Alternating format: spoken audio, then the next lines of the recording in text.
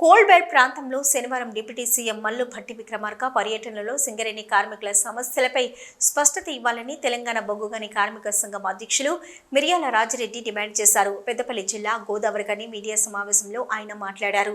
ఎన్నికల ముందు కాంగ్రెస్ పార్టీ సింగరేణిలో బొగ్గు బ్లాకుల వేలానికి వ్యతిరేకంగా కృషి చేస్తామని, కారుణ్య నియామకాలను ప్రతి కార్మికునికి వర్తింపజేస్తామని ఇచ్చిన మాట నిలబెట్టుకోవాలన్నారు.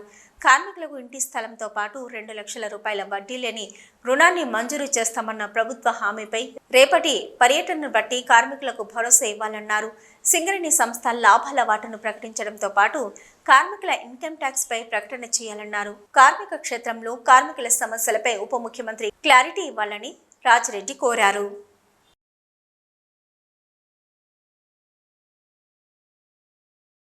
ఎన్నికల్లో ఇచ్చినటువంటి హామీ అసెంబ్లీ కానీ పార్లమెంట్ కానీ లేదా సింగరేణి ఎన్నికల సందర్భంగా ఇచ్చినటువంటి హామీలను నిలబెట్టుకోవాలి, దానిపైన స్పష్టత ఇవ్వాలని తెలంగాణ బొగ్గని కార్మిక సంఘం డిమాండ్ చేస్తూ ఉన్నది.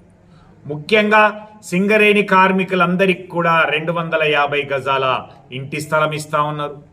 గృహ నిర్మాణం కోసం 20 లక్షల వడ్డీ లేని రుణాన్ని ఇస్తా అన్నారు. పెర్క్స్ పైన ఇన్కమ్ ట్యాక్స్ని మాఫీ చేసుకుతో పాటు కంపెనీ భరించేటట్టుగా లేదా తిరిగి చెల్లించేటట్టుగా చెప్తామన్నారు. దీనికి తోడుగా కారుణ్య నియామకాలు ప్రతి ఒక్కరికి కూడా వర్తించేటట్టుగా ఏర్పాటు చేస్తామనేటువంటి 4 ప్రధానమైనటువంటి హామీలు ఈ కోల్బెల్ట్ ప్రాంతానికి మొట్టమొదటిసారిగా వస్తున్నటువంటి భట్టి విక్రమార్క గారు భరోసానియ్యాలి అనేటువంటిది తెలియజేస్తా ఉన్నాం. దీనికి తోడుగా ఈరోజు ఆర్థిక సంవత్సరం ముగిసి 5 నెలలు కావస్తున్నటువంటి సందర్భంగా లాభాలు ఎంత వచ్చినాయి అనేటువంటిది, పన్నుకు ముందు ఎంత లాభాలు, పన్నుల తర్వాత ఎంత లాభాలు, నికర లాభం ఎంత అనేది చెప్పినట్లయితే